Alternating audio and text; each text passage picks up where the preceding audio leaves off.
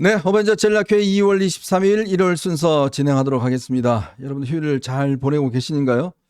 이번 주가 너무 추웠습니다. 이제 아마 이번 주부터는 좀 풀린다고는 합니다. 날씨가 이게 이제 3월이 다 가오는데 너무 추워서 좀 많이 움츠러든 것 같습니다. 이제 봄 그렇지만 또 계절은 속일 수 없고 또 언젠가는 봄은 찾아온다고 생각이 듭니다.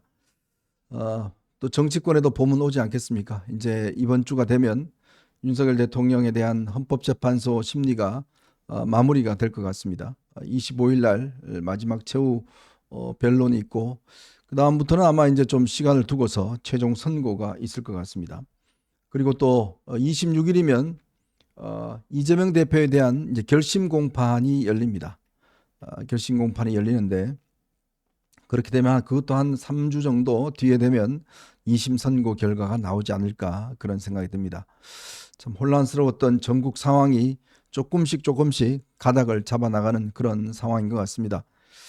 자, 그래서 오늘 여러분들과 저희가 한 세 가지 이야기를 가지고 좀 해볼까 합니다. 지금 한동훈 대표가 집필했던 국민이 먼저입니다 라는 책이 지금 26일이면 이제 출간 아마 여러분들한테 이제 직접 손에 닿을 것 같습니다. 제가 출판사 관계자한테 좀 취재를 해보니까요. 지금 현재까지 들어온 주문만 한 4만여 권 정도 된다고 하고 그리고 지금 모든 포털 그러니까 주문할 수 있는 교보문고, 알라딘, 예스24 전부 다 지금 1등 자리를 하고 있습니다. 이게 예약 판매이기 때문에 다 1등 자리를 하고 있다고 그래요. 이런 사례가 없었다고 그럽니다. 정치인 책이 전 이 사이트에서 1등을 하는 것은 거의 뭐 드문 게 아니라 거의 유일무이한 그런 상황이라고 합니다. 장르 안 따지고 그렇게 하는 그렇죠. 건가요? 이 장르 따지지 않고 예. 지금 이 책이 전체 베스트셀러입니다. 전체. 네, 전체. 이게 뭐 정치 분야가 아니고 전체 베스트셀러입니다. 지금 그 두 번째 책은 그 가수 책이에요. 그 네. 에세이군요. 네, 그 가수 책이고 지금 여기 보시면 4등이 이제 이번에 한강 작가의 그 책입니다. 소설도 있고 네. 수필도 있고 그러니까 모든 장르를 통틀어서 지금 1등을 하고 있어요. 지금 벌써 1등 한 지가 한 3, 4일 지났습니다. 그만큼 폭발적인 관심을 보이고 있는데요. 자, 이 이야기와 함께 이재명 대표가 연일 한때는 그렇게 중도 보수가 좋은 모양이에요. 그러니까요. 좋으니까 자꾸 하려고 그런 거잖아요. 네. 진보는 싫고 중도 보수는 좋은가 봅니다. 이제는 또 중도를 하겠다고 그러는데 정말 이재명 대표가 중도 보수를 하려면 꼭 해야 될 게 몇 가지가 있습니다. 그 이야기 함께 하고 그리고 25일이면 윤석열 대통령 이제 최후 변론이 있는데 어떤 이야기를 해야 될지 그것도 한번 여러분하고 살펴보도록 하겠습니다. 자, 여러분 보시면서요. 구독과 좋아요 알림 꼭 부탁드리도록 하고 또 밑에 보시면 저희들 이제 자율구독료 계좌가 이제 나가고 있습니다. 여러분들의 많은 응원 부탁드리도록 하겠습니다. 자, 저희는 이제 첫 번째 이슈로 한번 넘어가 보겠습니다. 자, 국민이 먼저다. 뭐 그동안 정치인들이 많은 책을 냈습니다. 많은 책을 냈고 뭐 아마 그것이 정치인들 책이 꽤 인기가 있었던 적도 있었습니다. 그렇지만 이 정치인 책이 베스트셀러 즉 어떤 이 전체를 다 불문하고 베스트셀러가 된 경우는 거의 제가 기억하기로 예전에 안철수의 생각이 나왔을 때 조금 인기를 끌었고요. 네. 그때가 2012년이었죠. 그러니까 그렇죠. 이른바 안철수 현상이라고 하는 안철수 돌풍이 불었었죠. 네. 그때 서울시장 자리를 본인 여론조사에서 50%가 넘어서 맘만 먹으면 서울시장 무소속으로 출마해도 당선 가능했는데 그거를 그 당시 그 수염을 덥수룩하게 기르었던 박원순 변호사에게 양보를 하면서 기존에 못 보던 정치 문법이다. 네. 저 사람은 좀 뭔가 담백하고 깨끗하고 새로운 정치를 선보이겠다. 그래서 안철수에 대한 기대감이 높아지고 뭐 하는 그때 책을 내니까 막 엄청났었죠. 네. 그런데요. 네. 그 책은 사실은 본인이 집필한 게 아니고 재정임이라고 하는 그 전직 언론인이 있습니다. 맞아요. 그 언론인하고 대담한 내용을 정리한 거예요. 그랬더라고요. 그러니까 본인이 직접 이렇게 책을 쓴 게 아니라 대담한 내용을 정리한 내용인데 이번 한동훈 대표 책은 본인이 직접 쓴 글이 이제 앞부분에 다 나와 있고 그렇죠. 뒷부분은 이제 언론인하고 대담한 글이 나와 그렇죠. 있어요. 한동훈의 선택은 본인이 다 직접 네. 썼고요. 그 대필 작가 없이 뒤에 이제 뭐 대담 한동훈의 생각, 네. 그거는 이제 뭐 좀 누가 정리하고 뭐 그런 걸로 그 알고 있습니다. 최근에 이제 홍준표 대표도 책을 썼는데 그건 홍준표 대표 그동안 썼던 페이스북 글을 그냥 모아놓은 뭐 그런 책이고 보통 정치인들 책은 대필 작가가 따로 있습니다. 대필 작가가 있어서 대부분의 정치인 책은 다 대필 작가가 씁니다. 정치인이 직접 쓰는 경우는 제가 알기로는 예전에 김대중 대통령이 아마 본인 쓴 책 이런 것들 뭐 이외에는 거의 없는 걸로 알고 있습니다. 한동훈 대표가 2달 동안 사실 집거 생활하면서 본인의 어떤 기억 이거를 이 정말 하나의 파노라마처럼 이렇게 쭉 써왔다고 그래요.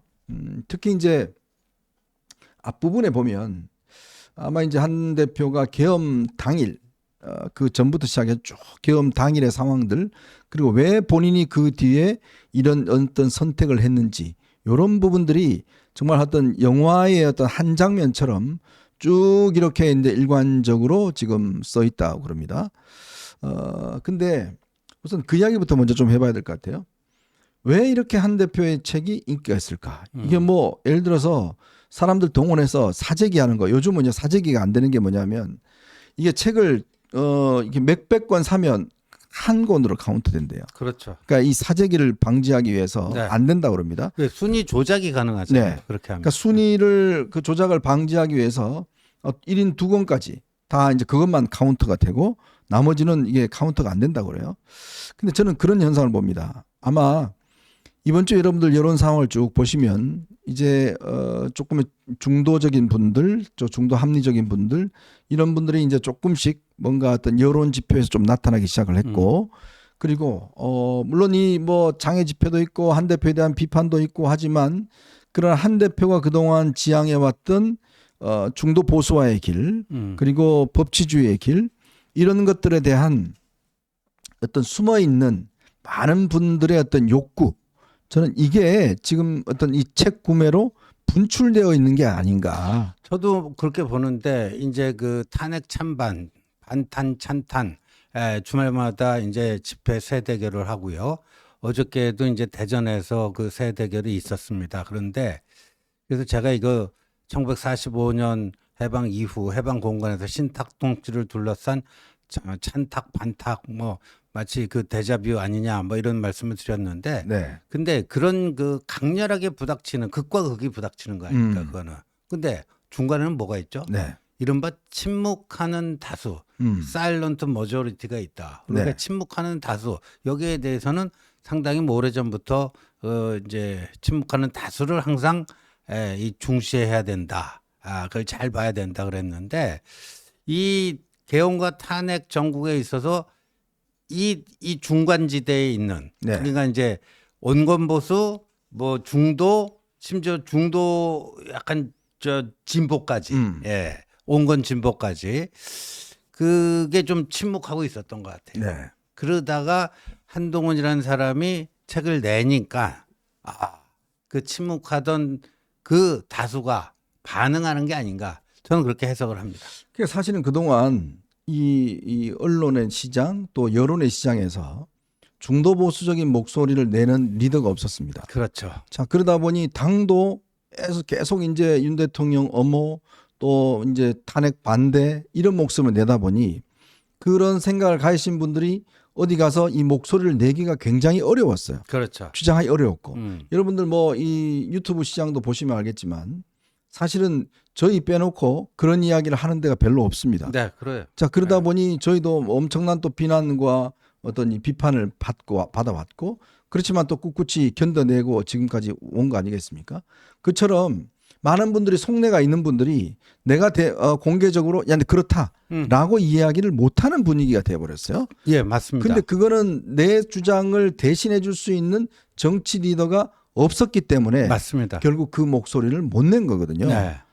이제 그게 이제 분출되어 나오기 시작했고요. 그게 이제 이 지금 4만 권이다. 그 예약 판매인데 이 4만 권이다. 하루에 10,000부씩이에요. 이거는 엄청난 거거든요. 못 보던 현상이에요. 근데 이런 그 기현상 이런 게 왜 나타나는가. 지금 우리 분석한 것처럼 이제 침묵하던 다수가 반응하기 시작했다. 근데 이 반응의 정도가 어느 정도일 것인가에 따라서 향후 전국에 있어서 네. 단순한 변수가 아니라 이게 판이 크게 흔들릴 수가 있다라고 봅니다. 더군다나 지금 이재명이 중도 보수를 그 영토를 자기 한번 먹어보겠다고 이렇게 나선 시점에 한동훈의 책이라고 하는 것은요. 어찌 보면 거기에 대한 네가 감히 어딜 여기 와? 네. 여기는 원래 한동훈 내가 있던 자리 아니야. 그렇게도 이제 읽힐 수가 있는 것이고요. 그래서 이게 경우에 따라서는 저는 마그마 분출과 같은 그건 또 제 희망을 약간 섞어서 말씀드리는 건데 이 마그마가 말이죠. 막 이게 쉽게 분출 안 해요. 근데 한번 분출하면요. 네. 야, 이건 뭐 끝이 없습니다. 네. 완전 뒤집어 놓습니다. 네. 이제 그런 것들 그리고 또 제가 이렇게 좀 취재를 해보니까요. 책이라는 걸 선택한 이유가 또 있더라고요. 왜 정치인들은 뭐 나올 때 기자회견을 한다든지 뭐 이런 방식으로 이제 뭐 할 수는 있잖아요. 네. 근데 왜 한 대표는 책이라는 걸 택했을까? 이걸 보면 좀 더 이제 국민들에게 소개된 이야기를 좀 진솔하게 길게 좀 이야기하고 싶었던 것 같아요. 네. 말이라는 것은 그 말만 딱 들어놓고 보면 많은 해석과 또 많은 또 오해를 불러일으킬 수가 있습니다. 그렇죠. 그 말의 전후를 다 잘라버리고 사람들이 인식하기 때문에 그렇죠. 말이라는 거는 시간적으로 제한도 돼 있고 오해 여지가 굉장히 많습니다. 맞습니다. 제 이야기도 그래요. 예. 뭘 쭉 이야기하다가 그것만 딱 떼놓고 여러분한테 말씀드리면 왜 쟤는 저렇게 생각하지? 라는 거거든요. 근데 책이라는 거는 쭉 전체를 읽어야지만이 그래서 이랬구나 라는 것들에 대한 이해가 될 수가 있다는 거예요. 그러니까 한 대표가 그동안 본인이 정치 입문한 다음에 계속 언론에 노출되고 매일매일 메시지를 내야 되고 매일 이야기를 해야 되는 상황에서는 본인이 가진 생각 어떤 이런 것들을 좀 진중하게 또 예. 길게 설명할 수 있는 시간이 없었기 때문에 이번에 이 책이라는 걸 통해서 자기 어떤 인생의 전체에 대한 반추도 해보고 또 정치적 철학도 이야기를 하고 그런 관점들을 쭉 이야기하기에는 책만 한 것이 없다. 그렇죠. 라는 어떤 선택을 했던 것 같아요. 그렇죠. 어떤 무게감에 있어서 말보다 글이 훨씬 더 무게감이 있습니다. 왜냐하면 이거는 꾹꾹 눌러 쓰는 거거든요. 말은 순간적으로 여기서 새치 혀에서 톡톡 나오는데 이재명 같은 사람은 수시로 획가닥 하지 않습니까? 근데 물론 이제 말도 남아 이런 남아 이런이라는 표현을 쓰면 요새 안 됩니다. 그러니까 사람이 얘기하면 그 한마디 한마디가 중천금 금과 같이 무거워야 된다. 천금같이 무거워야 된다. 그렇지만 현실 세계에 있어서는 말은 쉽게 툭툭 나와요. 네. 그러니까 어떤 자기 사고의 명확성, 그 다음에 뱉어낸 그 말일 수도 있고 글일 수도 있고 책임감. 네. 글이 훨씬 더 무게감이 있다라는 거예요. 그래서 정치인이 그 유권자들에게 국민들에게 좀 더 진지하게 다가갈 때는 말보다는 글로 가는 게 저는 맞다라고 봅니다. 예.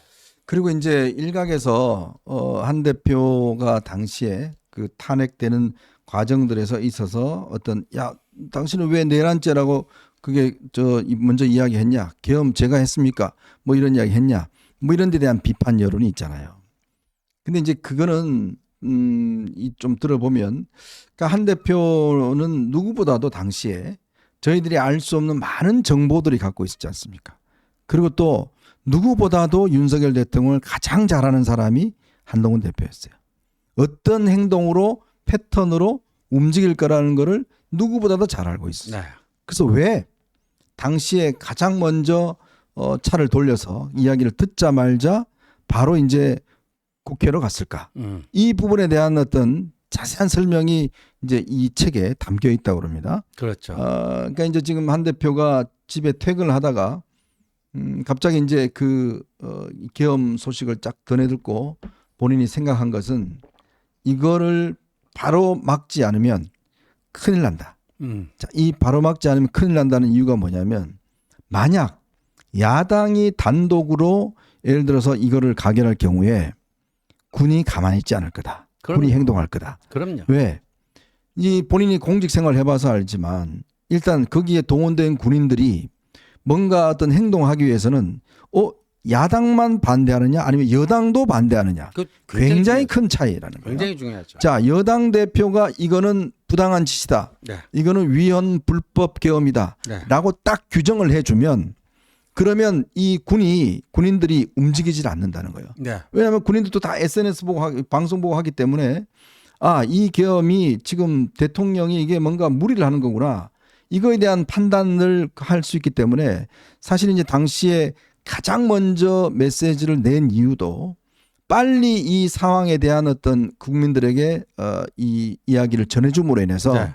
이번 계엄은 잘못된 것입니다. 딱 한 줄로 이야기를 했잖아요. 네. 그런 것들을 국민들에게 윤 대통령의 그 계엄 선포와 더불어서 한동훈 대표 계엄은 잘못된 것입니다. 딱 함으로 인해서 국민들에게 안심을 시켜줄 수 있는 네. 이거 계엄 꼭 끝나겠구나. 네. 그리고 군인들에게도 너네들 함부로 행동하지 마. 행동하면 큰일 나. 이런 메시지를 강하게 주기 위해서 본인이 직접 그 메시지를 띄웠고 또 도착하자마자 바로 영상을 그 기자를 통해서 찍었지 않습니까? 그렇죠. 그것 또한 그 메시지를 빨리 발산해야 야당 대표보다 먼저 빨리 해야지만이 군도 이거 대통령이 혼자 하는 거야? 라는 어떤 인상을 주기 위한 행보였다는 거예요. 그렇죠. 그 민주당 출신의 정치 원로인 유인태 전 사무총장이 그런 얘기를 했습니다. 비상계엄이 발령됐다고 해서 이게 뭐 가짜 뉴스 아닌가? 그런데 TV를 켜보니까 진짜더라. 굉장히 황당했다. 그리고 이게 도대체 어떻게 될 것인지 너무 걱정과 우려가 쏟아지는데 여당 대표인 한동훈이 이건 위헌 위법한 것이고 국민과 함께 막겠다. 네. 그날 저녁 때 어디 회식 자리에 있어서 한 장 걸치고 들어왔다. 뭐 그런 얘기를 하는데 그러니까 뭐 졸리기도 하고 그랬을 거 아닙니까? 근데 여당 대표 한동훈이 국민과 함께 막겠다. 그래서 저거 잘 끝나겠네 하고 잠자리에 들었다. 이런 게 그 뭘 의미하겠습니까? 그 유인태 전 사무총장 한 사람의 문제가 아닙니다. 그리고요. 한동훈 대표가 그 당사 3층에서 있다가 국회가 봉쇄됐다 해서 당사 3층에서 있다가 다시 조금 진입 가능하다 해가지고요. 네. 그 당시 계엄의 밤 11시 한 30분 무렵에 이제 국회로 향하면서 그때 또 메시지를 냅니다. 네. 메시지를 내는데 위헌 위법한 그 지시. 그러니까 이 군대는 여러분들 알다시피 그냥 상명하복 아닙니까? 속된 말로 까려면 까야 되는 거 아닙니까? 상명하복. 그런데 이게 불법적인 지시는 거부할 수도 있다. 네. 그런 메시지까지 냅니다. 그리고 그 국회로 걸어 들어가는 과정이 다 생생하게 지금 영상으로 남아 있어요. 그게요. 사실은 CNN이나 외신은 그 장면을 굉장히 인상적으로 봤대요. 맞습니다. 네. 예. 근데 그 시각에 이재명은 그 라이브 방송 자기 무슨 유튜브 라이브 여러분들이 저를 지켜주셔야 됩니다. 그렇죠. 예? 여러분들이 저를 지켜주셔야 됩니다. 그리고 내려가지고 뭐 일반인처럼 뭐 행동하다가 뭐 어떻게 낮은 숨어 있었다는 거 아닙니까? 담치기 갖고 넘어갔는데 그 쫄아가지고 숲에 국회 그 숲에 숨어 있었다는 거 아닙니까? 그럼 이재명처럼 했으면 그게 되겠어요? 그렇죠. 예. 근데 한동훈이라는 사람이 이재명보다 훨씬 더 적극적이고 분명하게 이 비상계엄의 부당성과 이거 빨리 철회돼야 된다. 이렇게 얘기한 거 아닙니까? 그러니까 거기에 동원됐던 계엄군들 또 경찰 그 밖에 다른 뭐 인력들이 그만큼 그 소극적이었잖아요. 작전 수행에 있어서. 어떤 분들이 숲제명이라고 올려주시는데 숲제명. 그 말 맞네요. 그러니까 숲에 숨어 있다가 뒤늦게 국회에 보내지 않았습니다. 그런데요. 저는 이제 그런 궁금증이 있었어요. 왜 한동훈 대표는 계속 의원들한테 본회의장으로 빨리 오십시오. 라고 이제 메시지를 날렸는지 이제 그에 대한 의문이 하나 풀린 게 있습니다. 그게 왜 그러냐 하니까요. 당시에 어떤 사람이요. 1955년도에 대법원 판결 하나를 보내줬답니다. 그게 기사화도 됐습니다. 감독님 그거 한번 판결 보여주실까요? 1955년도에 이런 대법원 판결이 하나 있었어요. 뭐냐면 국회가 계엄 해제 요구가 있어도 대통령이 안 하면 해제 효력이 없다. 이게 있었대요. 그러니까 당시에 윤석열 대통령이 명시적으로 계엄 해제를 안 했지 않습니까? 네. 한시 그 통과된 다음에도 네, 네. 안 했지 않습니까? 그때 그 대통령이 법무관을 시켜서 검토했던 게 뭐냐면 바로 이 사안이래요. 즉 1955년도에 네. 대법원 판례에 따르면 국회 계엄 해제의 요구가 있어도 대통령이 해제됐습니다라고 하지 않으면 해제가 그러니까 그 조항이 보면 해제하여야 한다. 명시적으로 이렇게 돼 있거든요. 근데 보면 그거를 대통령이 어나운스를 하지 않으면 해제가 안 된다는 거예요. 요거를 들어서 당시에 대통령은 국회가 해제 요구를 했어도 내가 해제하지 않으면 해제 안 돼. 그래서 당시에 실제로 지금 증언해 보면 그 조지호 청장이나 그다음에 이제 이 수방사령관한테 이 해제 좀 철수해라. 이 명령을 안 받았다는 거 아닙니까? 그렇죠. 그리고 뭐 내가 2번, 3번 또 하면 된다. 뭐 이렇게도 뭐 얘기하고 그랬는데 이게 지금 헌법 제77조 5항이에요. 그 지금 우리 헌법 저 때는 55년도에는 이승만 정권 시절이니까 1공화국 헌법이었고요. 지금은 이제 6공화국 헌법 아닙니까? 지금 77조 5항에는 국회가 제적 의원 과반수의 찬성으로 계엄의 해제를 요구한 때에는 대통령은 이를 해제하여야 한다. 뭐 이렇게 돼 있지 않습니까? 예. 그러니까 저 때는 그게 헌법에는 안 돼 있고 뭐 개헌법인가 돼 있어 갖고 헌법에 명기가 안 돼 있다 보니까 이제 저런 뭐 판결 법 해석이 가능했을 수도 있는데 근데 여하튼 저 때 한번 저런 그 선례가 있기 때문에 저 때 저거를 갖고 와서 지금에 적용시키려고 하는 시도가 충분히 있을 수 있었던 것이죠. 예. 제가 그래서 그때 취재를 해보니까 윤 대통령이 자꾸 계엄 해제를 선언을 안 하려고 그래서 이 정부 고위 관계자들이 다시 대통령실로 찾아가서 이거 하지 않으면 이거 굉장한 위헌입니다. 이런 이야기를 간곡히 하면서 결국 이제 해제가 됐다는 거예요.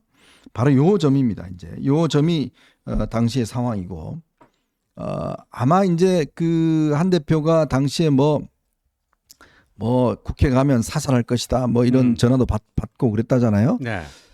근데 이제 아마 그런 것도 있었을 것 같아요. 한편으로 보면 한 대표만 안 가면 국회 안 가면 계엄 성공할 수 있다. 네. 이런 이런 판단도 아마 일부에서는 할 수 있었던 것 같아요. 그렇죠. 뭐냐면 여당 대표가 이 계엄에 대해서 반대하지 않으면 이 권영세 비대위원장처럼 대통령의 뜻을 좀 알아보고 천천히 하겠다. 뭐 이런 식으로 가면 네. 야당만 이걸 하면 그렇죠. 이거 그 군인들 입장에서는 야당은 어차피 눌려버리면 되니까 그렇죠. 이거는 부담이 없다는 거고 그리고 당시에요. 여러분 아마 그때 장면들 좀 상상해 보시면 우은식 국회의장이 빨리 의원들이 막 그때 한 대표도 그러고 빨리 이거 해제 빨리 두드려라. 네. 그러니까 좀 지켜보세요. 천천히 좀 그 뭐 와야 하자는 거 아닙니까? 이렇게 이야기했잖아요. 그 비밀이 풀렸어요. 왜 그랬는지. 네. 왜 그랬는지 아십니까? 이재명이 하지 않았어요. 이재명이 안 들어왔어요. 맞아요. 이재명이 안 들어갔고 이걸 이재명이 한신가 그때 숨어 있다가 네. 이재명이 천준호 보내갖고 야 나 잡는 사람 없지 확인해와. 저 천준호가 아니고 젊은 친구 누구죠? 한준호가? 천준호. 이게 보내갖고 이제 딱 짱 보고 없으니까 뒤늦게 그때 12시 58분인가 1시인가 제일 뒤늦게 맞아요. 왔다는 거예요. 그래서 우원식이 딱 그거 보고 이제 두드린 거예요. 네. 맞아요. 맞습니다. 그러니까 그게 결국은 이재명에게 뭔가 이거를 해제하는 모습을 연출하기 위해서 당시 우원식이 그 두드리는 시간을 늦췄다는 거예요. 그러니까 그때 여러분들 기억날 거예요. 막 그 단상에 앉아 있던 의원들이 빨리 합시다. 왜냐하면 의결 정석수가 이제 150명 이상 아니에요, 과반. 네. 예, 그 의결 정석수가 됐는데도 뭐 이제 우원식 의장이 그거를 빨리 신속하게 처리 안 하려고 그러니까 빨리 합시다. 근데 그때 우원식 의장이 저도 급하죠. 네. 그러나 다 절차가 있는 거 아닙니까? 하면서 이렇게 무슨 실무적인 거 절차적인 네. 하자나 흠결이 남지 않도록 뭐 뭔가를 이제 의안도 준비하고 뭐 또 하고 그런 것처럼 보였는데 그게 지금 자 우리 현정님 지적한 것처럼 습제명을 기다리는 거였다. 네. 습제명 기다리느라고 계엄 해제 요구 결의안 표결이 좀 늦어졌다. 이렇게 되는 거죠. 이게 이제 한 대표가 당시에 본회의장을 고수해야 된다고 한 이유가 뭐냐면, 그러니까 아마 본인 생각에는 그랬던 것 같아요. 그 지금 아까 제가 말씀드렸던 대법원 판례, 하여튼 억지로 밀어붙여서 뭔가 또다시 한번 계엄령을 선포할 수 있는 그러한 일도 충분히 할 수가 있기 때문에, 그러면 즉각 국회가 본회의장에서 또 해제시켜 버려요. 이거를 어떤 면에서 보면 하기 위해서 당시에 이제 본회의장에 국회의원들이 무조건 스탠바이 해야 된다. 이제 이런 이제 생각들을 가지고 있었고, 그리고 이제 이 단전의 문제도 그렇습니다. 이 단전 같은 경우도 보면 제가 이제 그 국회 관계자 이야기 들어보니까 국회가요, 그 마스터 단전키가 없대요. 국회가 옛날 건물이라 갖고 이게 각 층마다 그 단전을 다 따로 해야 된대요. 따로 해야 된다. 각 층마다.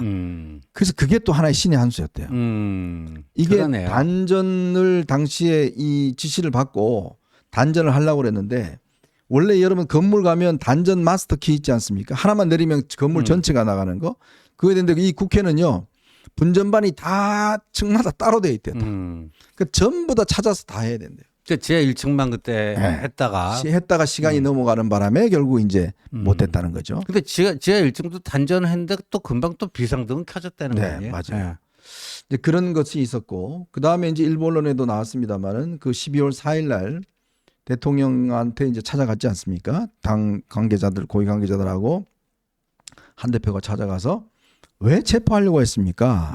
뭐 이런 이야기 뭐 등등 이제 물어보면서 대통령이 이제 이 국회 해산 이 이야기를 그때 이제 언뜻 언급을 했다는 거 아닙니까? 그렇죠. 해산할 수도 있었는데 안 했다. 근데 그거는요, 대통령께서 뭔가 착각을 했던가 정확히 알고 있으면서도 무리한 주장을 했던가 둘 중에 하나인데, 지금 우리 헌법에는 대통령이 국회 해산권이 없습니다. 네. 그러니까 국회를 해산시키려 했다. 이 얘기는 그 비상입법기구 창설 얘기랑 그 연결이 되는 것 같아요. 맞다, 일단 국회의 기능을 마비시키고 나서 비상입법기구를 새로 만든다. 아마도 대통령께서는 그거를 국회 해산이라고 생각했을 수도 있겠다. 네. 뭐 이런 건데, 근데 지금 우리 헌법에는요, 국회를 해산시킬 수 없게 돼 있습니다. 국회 해산권이라는 게 우리 헌법에는 존재하지 않습니다. 자, 참 이걸 지금 와서 이제 참 반출을 해보면, 만약 그때 지금 권영세 비대위원장처럼 당사에 모여서 회의하고 중진들 회의하고 대통령이 왜 그랬을까요? 대통령한테 전화해보고, 근데 그 순간에 계엄이 해제가 돼버렸어. 그러면 국민의힘이 지금 존재할 수 있을까요? 어제 뭐 오늘 제가 뭐 어디 짤 도는 거 보니까요, 어젯밤 뭐 TV조선 강적들에 진중권 교수가 나와서 네. 그 점에 대해서 아주 뭐 명쾌하게 정리를 했더라고요. 만약에 한동훈이 18명 그렇게 하지 않고 야당 단독으로 뭐가 됐다면 어떻게 됐을까? 국민의힘은 완전히 뭐 계엄 옹호에 내란 동조에 모내 해갖고 거의 뭐 해체 수준으로 두들겨 맞고 뭐 되지 않았느냐. 네. 이런 거죠. 그러니까 참 저는 얼마 전 관훈클럽 토론회에서 권영세 비대위원장이 했던 이야기가 정말 저는 이게 납득할 수 없는 이야기. 또 같은 상황이 오더라도 자기는 투표를 하지 않겠다. 그런 분들은요, 정치하면 안 돼요. 정치를 왜 합니까? 그러니까 이게 사실은 여러분 계엄이라는 거 저희가 이야기를 했지만, 결국은 민주주의의 어떤 기반한 뽑아놓은 어떤 국민의 권력, 사실은요 지금 야대도 결국은 국민이 뽑아놓은 겁니다. 그렇죠. 이게 뭐 국민이 만들어 놓은 거예요. 근데 그런 것들을 군을 동원해서 엎어버리겠다라는 발상이, 이건 자유민주주의의 발상이 아닙니다. 그러려면 대화 타협을 하든지 선거를 통해서 다수 의석을 획득하든지 그런 방식으로 모든 문제를 풀어가야 되는 게 자유민주적 질서를 기본적인 거 아니겠습니까? 근데 윤석열 대통령은 다른 선택을 한 거예요. 그렇죠. 근데 거기에 뭘 더 알아볼 게 있습니까? 그리고 지금 우리가 당시 상황을 반추해 보면 정말 급박하고 아주 일촉즉발의 상황이 벌어질 가능성도 충분히 있었잖아요. 그런 상황이 만약 벌어졌으면 예를 들어서 정전이 되잖아요. 단전이 되잖아요. 그러면요. 저 아마 큰 사고 났을 겁니다. 그럼요. 네? 큰 사고 났을 거예요. 그 유혈 사태가 벌어졌어요. 다만 몇 명이 되더라도 유혈 사태가 벌어졌을 거라고 저는 이제 생각을 합니다. 그러니까 그게 그 당시에 그 리더의 선택과 판단이라는 게 얼마나 이 나라의 그 명운을 좌지우지할 수 있었던가. 네. 거기서 이제 극명하게 이제 그 얘기가 되는 거고. 그러니까 이제 내일 모레 이제 그 대통령의 이제 최후 진술 그때 이제 또 그 비상계엄과 뭐 탄핵 뭐 이런 거에 대해서 어떻게 이제 얘기를 할지는 모르겠지만요. 이미 그 부분에 대한 국민 다수의 판단은 서 있다라고 봅니다. 네. 특히나 이제 계엄의 부당성에 대한 사회적 그 합의 뭐 이런 것들은 어느 정도 저는 형성됐다라고 봅니다. 이 계몽령이라고 하는 거는요. 저는 이런 생각이 들어요. 유시민 씨가 몇 년 전에 북한의 김정은을 가리켜서 계몽군주다. 계몽군주란 이야기했죠. 네. 그 얼마나 그 궤변과 말도 안 되는 소리입니까? 네. 아닙니까? 어? 지금 저 우크라이나 그 군인들 보고서도 그 이야기가 나옵니까? 그게 계몽군주예요? 네. 그 진짜 이 계엄령을 계몽령이라고 하는 게요. 그거만큼 황당한 얘기라고 봐요, 저는 이번 전 과정을 보면서 결국 리더의 어떤 자질과 역할이 뭔가 저는 그 문제를 한번 여러분들께서도 한번 좀 생각을 해 보셨으면 좋겠습니다. 케네디 대통령이 당시에 이제 쿠바 사태 때 결국 이제 후르츠초프와 대결해서 결국 미국이 어떤 면에서 보면 이 압도적 우위를 점할 수 있는 중대한 어떤 그런 계기가 마련했지 않습니까? 지금도 미국 사람들은 그 케네디의 결단력 이런 것들을 지금 상당히 평가를 하고 있잖아요. 그렇죠. 그러니까 리더라는 게 어떠한 위기 상황에 있을 때 정말 자기의 모든 걸 던질 수 있느냐의 여부 문제. 즉 내가 만약 어떤 위험에 처하더라도 내 가족이 위험에 처하더라도 나는 국민들을 위해서 그 위험의 순간에 몸을 던지겠다라고 하는 그 결단력. 네. 자, 그게 있어야 될 겁니다. 자, 그거는 결국 이번 사태를 보시면 알겠지만 숲에 숨어서 혹시나 잡혀갈까봐 전전긍긍하고 있었던 사람과 그리고 당당히 의원들과 함께 횡단보도를 건너서 국회 정문으로 들어갔던 사람과 그리고 그걸 전부 다 지휘했던 사람과 이게 명확하게 구분되는 지금 리더십이지 않습니까? 그렇죠. 바로 그렇습니다. 자, 그리고 그 순간적인 판단력, 예를 들어 이 사태에 대해서는 빨리 국민들에게 이 계엄이 부당하고 잘못된 것이다를 알려주려는 사람과 라이브 방송을 통해서 국회에 담 넘어가는 모습을 국민들에게 보여줬고 자신들을 지켜달라고 하는 그 모습과 국회 정치인들이 국민 여러분을 제가 지키겠습니다. 라고 하는 거 하고 국민 여러분 저 좀 지켜주세요. 저 지금 위험해요. 저를 좀 지켜주세요. 라고 하는 거 하고 이거는 너무 다르잖아요. 너무 다르죠. 예, 너무 다르죠. 그러니까 만약에 국회 가면은 당신 목숨에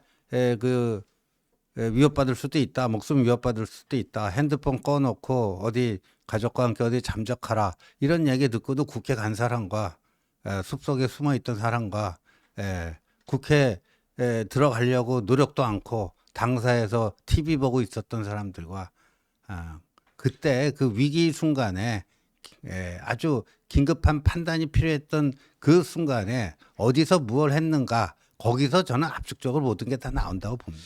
뭐 일각에서 한 대표를 자꾸 배신자고 그러는데요. 뭐를 배신했죠? 누구에 대한 배신자입니까? 자, 그 대통령을 지키겠다고 대통령 관저 앞에 간 사람들 그러나 그 대부분의 사람들은 당시에 당사에 모여 있었습니다. 국회 가지 않았습니다. 자, 그런데 그때 국회에 가서 국민들의 어떤 목숨과 생명과 안전을 지키려고 했던 사람과 대통령을 결사옹위하겠다는 사람과 진짜 배신자는 누구죠? 국회의원들과요. 그다음 대통령은 이 선서를 합니다. 저는 국민의 생명과 안전을 지키고 이 헌법을 수호하겠다고 선서를 합니다. 그런데 정말 누가 배신자인지는 이제 정확하게 판단할 때가 왔다. 그럼요. 저는 그동안에 좀 먼지가 있었습니다. 이게 뭐 여러 가지 이 정말 민주당과 공수처의 어떤 뻘짓으로 인해서 상황에 대한 어떤 이런 것이 있었어요. 그렇지만 이제 그게 이제 좀 줄어들면서 지금부터는 정말 국민을 배신한 사람이 누군지 그리고 국민을 지키려고 한 사람이 누군지 이 부분에 대한 냉정한 판단을 이제는 해야 될 시간이 이제는 돌아오고 있다. 맞습니다. 저기 작년 그 전당대회 때도요. 그때도 이제 한동훈 대표가 뭐 출마 움직임을 보이니까 그때도 이제 배신자고 어떻고 저떻고 뭐 지금하고 똑같아요. 그러니까 지금 제가 그 공환증 환자 1호, 2호, 3호까지 얘기했잖아요. 앞으로 4호, 5호, 6호 이제 누가 될지 한번 좀 유심히 지켜보겠지만요. 그때도 마찬가지예요. 뭐 한동훈 배신자 나오면 어딜 나와 네가 전당대회 감히 어딜 나와 뭐 그랬거든요. 거기에 대해서 그 당시 한동훈 대표가 페이스북에 뭐라고 썼는가? 배신하지 말아야 될 대상은 오직 국민뿐입니다. 네. 오직 국민뿐입니다. 예? 여러분 그 궁예가요. 여러분들 그 왕건, 그 태조 왕건 그거 다 보셨죠? 네. 한참 전에 그건데, 근데 그 거기 나오는 궁예가 말이죠. 그 태봉이라고 하는 후고구려인가요? 네, 그거를 해서 그 뭐 할 때까지는 잘했어요. 네. 후고구려를 건국하고 뭐 할 때까지는 잘했는데 언제부턴가 이제 획가닥 해갖고 맨날 이거나 먹고 뭐 마음에 안 들면 관심법이 어떻다 뭐 어떻다 하고 사람 막 죽이고 뭐 하고. 근데 궁예와 왕건은 그냥 피는 안 섞였지만 정말 그 친형제보다도 끈끈한 의형제였잖아요. 네. 근데 왕건은 어떤 선택을 하게 됩니까? 그 궁예의 폭정에 대해서 어떤 선택을 하게 되는 겁니까? 그러니까 이게 꼭 뭐 좀 윤석열 대통령과 한동훈 대표의 관계하고 뭐 딱 들어맞는데 제가 그런 말씀을 드리는 게 아니라요. 정말 그 배신하지 말아야 될 건 뭐냐? 윤석열 정신이 뭐예요? 사람에게 충성하지 않는다예요. 네. 예. 그때 그게 생각나네요. 누구인가? 누가 떠들었는가? 그래서 바로 관심법으로 그냥 확 치는 그 모습이 아마 생각이 납니다. 그리고 부정선거 주장하시는 분들도요. 사실은 잘 기억해 보시면 한동훈 대표가 재임 시절 대표할 때 제일 먼저 선관위에 대해서 선관위 그 도장 날인하는 네. 거 찍어야 된다. 네. 그다음에 사전투표 없애야 된다. 예. 그 이야기를 한 사람이 누굽니까? 네. 사실은 부정선거에 대한 대책을 가장 먼저 이야기를 하고 추진했던 사람이 한동훈 대표고 그것 때문에 선거가 결국 나중에 수검표를 또 하지 않습니까? 그리고요. 작년 4월 총선 때 말이에요.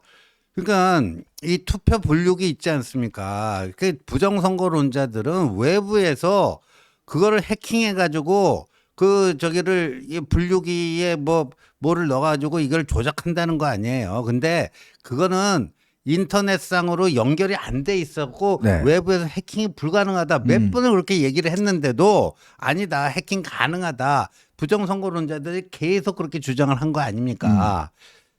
그래서 당시 한동훈 비대위원장이 수검표로 하자. 그전엔 수검표를 안 했어요. 네. 그러니까 투표 분류기로 투표 분류기라고 하는 기계로 분류된 것과 손으로 한 것과 이거 따로따로 해갖고 대조를 해보자 그랬잖아요. 그 작년에 그걸 대조를 해봤어요. 그래서 대조했는데 뭐가 나왔어요? 안 나왔어요. 예. 그러니까 이게 이런 것들에 대한 종합적인 판단 그리고 저는 뭐 그렇게 봅니다. 아마 출판사 관계자 그런 이야기 하는데 정말 한도 대표에 대한 관심이 없었으면 아무리 지지자들이 많아도 이렇게 책이 나가질 않는다는 거예요. 뭐 누가 여러분 뭐 오세훈 시장도 이제 곧 책을 낸다고 그러던데 홍준표 시장 그 책 나갔습니까? 안 그렇잖아요. 이재명 대표 책이 이렇게 많이 나갔습니까? 안 그렇잖아요. 이제 그런 걸 보면 이게 이제 서서히 그동안 숨지겨 왔던 중도 민심들이 이제 조금씩 움직이고 있구나라는 느낌들을 줄 수가 없습니다. 아마 다음 주 되면 제가 말씀드린 그런 내용들이 책에 좀 더 세밀하게 아마 담겨 있을 것 같습니다. 여러분 보시면 이해를 좀 하시지 않겠나 싶습니다. 자, 저희는 이제 두 번째 이슈로 한번 넘어가 볼까요?